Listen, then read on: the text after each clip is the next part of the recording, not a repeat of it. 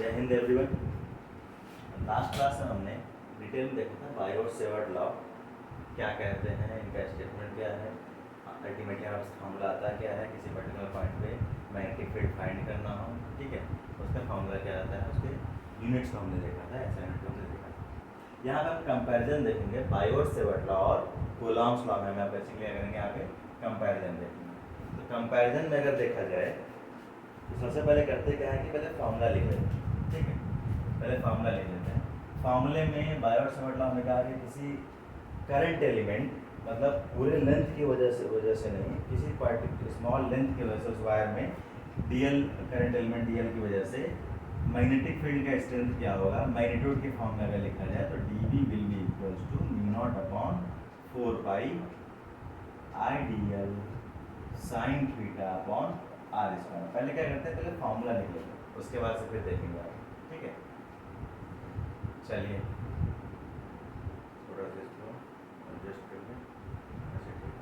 चलिए नेक्स्ट आता है कूलॉम्स लॉ। तो कूलॉम्स लॉ में हमने देखा था इलेक्ट्रिक फील्ड का एक्सप्रेशन E इक्वल्स टू के क्यू बाई आर स्क्वायर। तो क्यू हमने क्या लिखा था कि कंप्लीट चार्ज की वजह से, क्योंकि हम यहाँ पे करंट एलिमेंट डीएल ले रहे हैं या आइडियल करंट एलिमेंट हम ले रहे हैं, तो यहाँ पे हम स्मॉल चार्ज डी क्यू लेकर, अगर स्मॉल चार्ज डी क्यू है तो उसकी वजह से इलेक्ट्रिक फील्ड का एक्सप्रेशन क्या होगा, तो अभी डी ई होगा, तो इट कैन बी रिटन है d E equals to 1/4 pi epsilon not d q upon r square, ठीक है।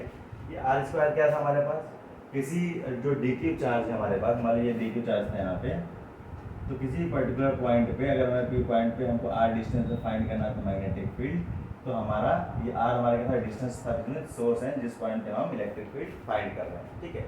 और ये भी हमारे पास क्या है, एक पोजीशन वेक्टर है। और चलिए अब आते हैं इसमें से सिमिलैरिटीज की बात करते हैं। सिमिलैरिटीज की बात करते हैं, अगर आप ध्यान से देखेंगे एक्सप्रेशन को तो आपको कुछ सिमिलैरिटीज दिखेंगे उसमें, ठीक है। कैसा, क्या पहला सिमिलैरिटी ये नहीं दिख रहा है हमें क्या कि dB is directly proportional to 1/r square without any doubt, yes और नो। फर्स्ट सिमिलैरिटी तो ये लिख गया। सेकंड अगर बात करें, सेकंड फर्स्ट सॉरी इसमें भी लिख ही देते हैं। फर्स्ट को इसमें लिख सकते हैं कि d directly proportional to 1/r square, कोई दिक्कत नहीं। सेकंड कह सकते हैं इसमें कि both are long range fields. अगर किसी पर्टिकुलर वायर की में करंट फ्लो हो रहा है, उसकी वजह से उसके आसपास मैग्नेटिक फील्ड जनरेट हो रहा है, तो ऐसा नहीं है कि बस उसके पास में ही मैग्नेटिक फील्ड जनरेट होगा, 10 मीटर दूर मैग्नेटिक फील्ड जनरेट नहीं होगा उस वायर की वजह से, ठीक है।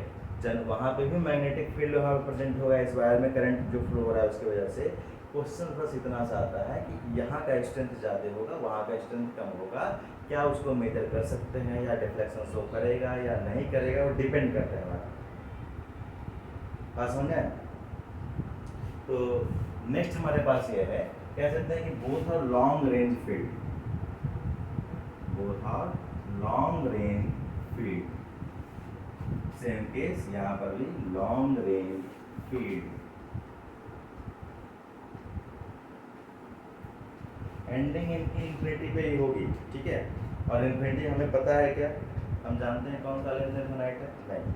हाँ, स्ट्रेंथ कम होता जाएगा जैसे जैसे डिस्टेंस पे हम आगे बढ़ते जाएंगे। थर्ड में ये कह सकते हैं कि अगर ध्यान से देखा जाए तो इस मैग्नेटिक फील्ड का जो सोर्स है वो ये करंट एलिमेंट आइडियल है, तो क्या मैं कह सकता हूँ कि dB is directly proportional to I dl, yes और नो, ठीक है। और ये बेसिकली है क्या, सोर्स है, सोर्स है, और इसी की वजह से हमारे पास मैग्नेटिक फील्ड डेवलप हुआ है। उसी तो थर्ड में अगर यहाँ पे अगर देखूँ मैं, तो क्या जो डी है, जो इलेक्ट्रिक फील्ड हमारा है, इस डी की वजह से जो जनरेट हो रहा है, तो क्या यहाँ पर भी जो इलेक्ट्रिक फील्ड जनरेट हो रहा है अपने सोर्स के डायरेक्टली प्रोपोर्शनल है, यस और नो, ठीक है। तो ये दोनों बिहेवियर शो करते हैं कि ये प्रिंसिपल ऑफ सुपरपोजिशन को फॉलो करते हैं, ठीक है। यानी दोनों हमारे प्रिंसिपल ऑफ सुपरपोजिशन को फॉलो करते हैं। और प्रिंसिपल ऑफ सुपरपोजिशन न्यूमेरिकल में बहुत हेल्प करता है, जो नंबर आप चार्ज करेंगे, ठीक है। चलिए, तो ये तो बात हो गई सिमिलैरिटीज की। अब देखते हैं हम डिसिमिलैरिटीज के बारे में। 3 पॉइंट है, वीडियो पॉज करके आप आसानी से नोट कर सकते हैं, या अगर आगे बढ़ गए हैं तो फिर से बैकवर्ड करके नोट कर सकते हैं तीनों पॉइंट। अब आते हैं डिफरेंसेस, अब आते हैं डिफरेंस।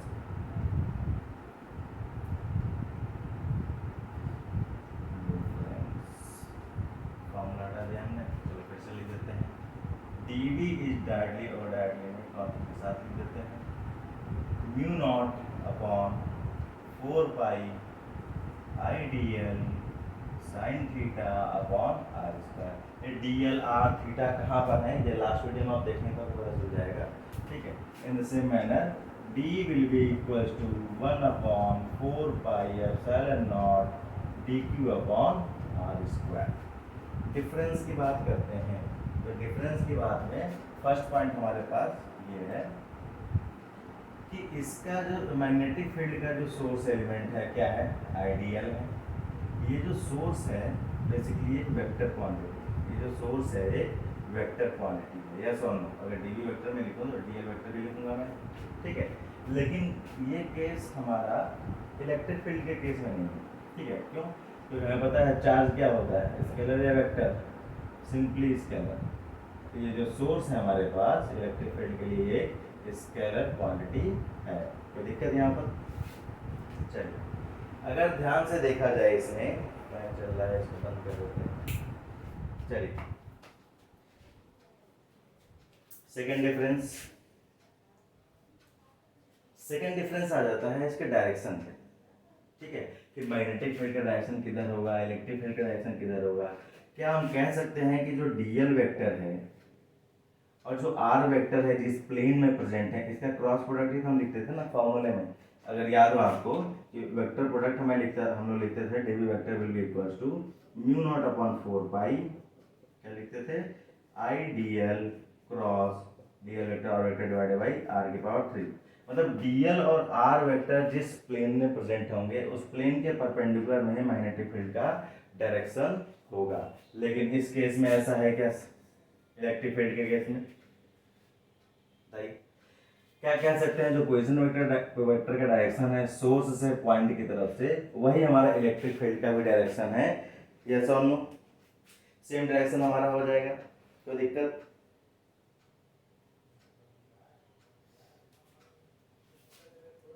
तो ये हमने चैप्टर 2 में इलेक्ट्रिक फील्ड किस में था, चैप्टर 1 एनसीईआरटी, ठीक है। तो same direction as position vector r electric field का, ठीक है। ये 2 पॉइंट हो गए। थर्ड पॉइंट की अगर बात किया जाए तो इसमें एंगल डिपेंडेंसी है, डीवी जो है डिपेंड करता है थीटा पर, एंगल डिपेंडेंसी है। लेकिन इसमें कोई एंगल डिपेंडेंसी है क्या, इसमें कोई एंगल डिपेंडेंसी नहीं, यानी नो एंगल डिपेंडेंसी।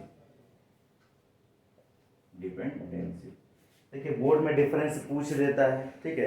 कई बार हमारे साथ कॉन्सेप्ट है बेसिकली न्यूमेरिकल सॉल्व करते समय, कई बार हमें फास्ट सॉल्यूशन अगर लाना हो, लॉजिक यूज करना, कई बार ये यूज होती हैं चीज़, उसमें न्यूमेरिकल्स में यूज होते हैं सारे कॉन्सेप्ट। तो नेक्स्ट वीडियो में जब हम देखेंगे कि permittivity of free space, speed of light, इनमें क्या रिलेशन है, नेक्स्ट वीडियो में हम ये पूरा उसका रिलेशन डिराइव करेंगे। जय हिंद।